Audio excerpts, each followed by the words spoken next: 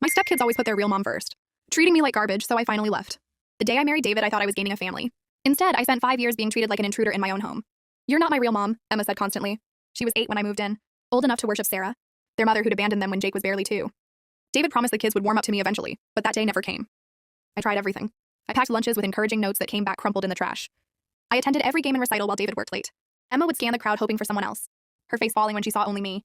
Jake learned his sister's resentment before understanding why. "Sarah wouldn't make us eat this," Emma announced nightly, pushing away meals I'd lovingly prepared.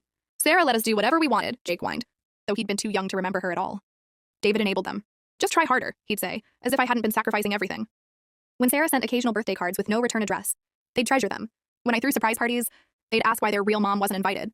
The final straw came on Mother's Day. I'd hoped for simple acknowledgement. Instead, Emma made a school project, a poster covered in photos of Sarah. "This is for my real mom," she declared proudly, hanging it in our living room. David just smiled. "That's sweet, honey." I cried alone in our bedroom that afternoon. That evening, Sarah called, her annual 3-minute check-in. The kids fought over the phone, speaking to her with more love than they'd ever shown me. She made empty promises to visit soon, the same lies she always told. After hanging up, Emma glowed. "See, she didn't forget us." Something in me broke. "She left you. I'm the one who stayed." "You're not her," Emma snapped. "You'll never be her." That night, I decided to leave. I waited until the kids left for summer camp. I packed quietly, took what was mine, and left David a letter. I explained I couldn't keep giving to people who saw me as worthless, that I deserved to be someone's first choice, that loving them had destroyed my self-worth. The first month was painful. David called constantly with empty promises. The kids never called. I moved far away, took my dream job, and started therapy. 3 months later, Sarah returned. David called me panicked. She'd shown up unannounced, claiming she wanted her children back. The kids were thrilled for 2 weeks. Then Sarah realized parenting meant actual work.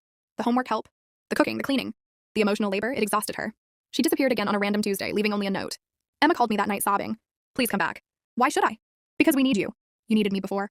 You just didn't want me. We're sorry. We didn't understand that she'd leave again. That you actually loved us." I felt sad, not vindicated. Love isn't enough when it's not returned. David took the phone. "I failed you. I let them disrespect you because I feared conflict. I should have protected you. I just wanted to be their mom," I whispered. I didn't return immediately. I made conditions. The kids started therapy. David had to prove real change over months of calls and visits. Emma wrote heartfelt apology letters. Jake drew pictures labeling me my real mom. A year later, I moved back to their city, not their house. We rebuilt slowly through weekly dinners, then weekends. They had to earn back my trust. Last Mother's Day, Emma gave me a new collage of us together. The center read, "Thank you for coming back when we didn't deserve it. You're my real mom." It's imperfect. Scars remain, but they're genuinely trying now. I learned that sometimes leaving teaches people your worth, and that stepmothers deserve to be first choice too.